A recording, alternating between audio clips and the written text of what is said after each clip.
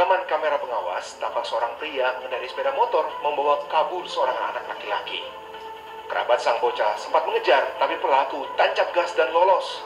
Guna kepentingan penyidikan, polisi memeriksa sejumlah saksi dan memeriksa rekaman CCTV atas peristiwa yang terjadi di Palembang tersebut. Sehari kemudian, pihak keluarga baru bisa bernafas lega. Sang bocah akhirnya kembali ke pelukan orang tuanya dalam kondisi selamat. Menurut polisi, ada warga yang menemukan korban dalam kondisi tangan terikat dan mulut tertutup kain tak jauh dari lokasi penculikan di kebun sayur di kilometer 11 Sukarame. Melihat anak kecil di kebun sayur berjalan kaki, itu tangannya terikat dan matanya tertutup.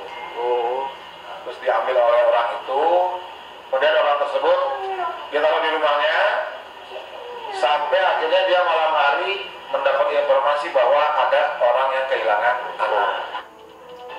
Belakangan terungkap, warga yang menemukan korban ternyata adalah sang penculik. Polisi pun menangkap dua pelaku yang terlibat. Satu di antaranya ditembak di bagian kaki karena berupaya melawan. Keduanya punya peran berbeda, yakni sebagai penculik dan seorang lagi mengurung korban di rumah kosong. Dari hasil penyidikan, mereka sempat menghubungi orang tua sang bocah.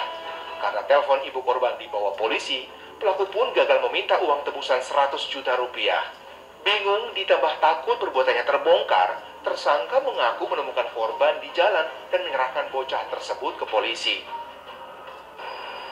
Kami menemukan keanehan dari cerita kemarin bahwa ada seorang anak pukul 5 sore itu berjalan kaki sendirian dengan diikat dan mata tertutup. Itu tidak mungkin terjadi, karena kalau itu terjadi pasti ada masyarakat yang mengambil. Dengan keanehan seperti itu, akhirnya kami lidik dari mulai orang yang menyerahkan pertama kali kepada petugas Polrestabes Palembang. Terungkap pula motif para tersangka semata dorongan ekonomi. Kedua pria itu berkeliling di kota Palembang selama 1 bulan untuk mencari sasaran. Target akhirnya didapatkan setelah tersangka mengamati korban sering bermain di depan rumah tanpa pengawasan orang dewasa. Kini tersangka terancam hukuman maksimal 15 tahun penjara. Dari kasus ini jelas sudah, jangan pernah biarkan anak bermain tanpa diawasi orang dewasa. Waspada selalu dengan kemungkinan orang berbuat jahat, baik yang dikenal maupun orang tak dikenal.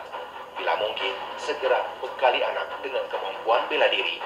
Dengan melaporkan.